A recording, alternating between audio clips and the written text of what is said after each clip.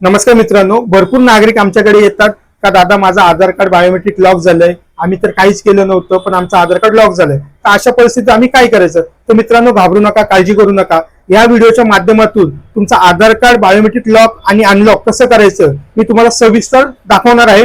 Video शेवटपर्यंत बघा. सर्वात अगोदर आपण गुगल क्रोम वर येऊयात आणि इथे सर्च करूयात माय आधार. माय आधार सर्च केल्याच्या नंतर आपल्याला इथे एक इंटरफेस ओपन होईल. तिथे बघा लॉग इन असं दिलेलं असेल तर लॉग इन वर क्लिक करा. लॉग इन वर क्लिक केल्याच्या नंतर इथे आपल्याला आपला आधार नंबर जो असेल तो आधार नंबर संपूर्ण इथे व्यवस्थित टाकायचा आहे. जो तुमच्याकडे तुमचा आधार नंबर आहे तो इथे पूर्णपणे टाका. आधार नंबर टाकल्याच्या नंतर खाली बघा कॅप्चा कोड दिलेला असेल तो कॅप्चा कोड व्यवस्थित टाका. कॅप्चा कोड टाकल्यानंतर खाली लॉग इन विथ OTP असं लिहिलेलं असेल तर लॉग इन वर क्लिक करा. तुमच्या मोबाईलवर एक OTP आली असेल, ती OTP तुम्ही इथे टाका. OTP टाकल्यानंतर खाली बघा एक लॉग इनचा ऑप्शन दिसतोय, त्या लॉग इनच्या बटनावर क्लिक करावं. लॉग इनच्या बटनावर क्लिक केल्यानंतर असा एक इंटरफेस ओपन होईल जिथे आपली संपूर्ण माहिती आहे. बघा इथे लिहिलेलं आहे लॉक आणि अनलॉक बायोमेट्रिक्स, त्याच्यावर क्लिक करा.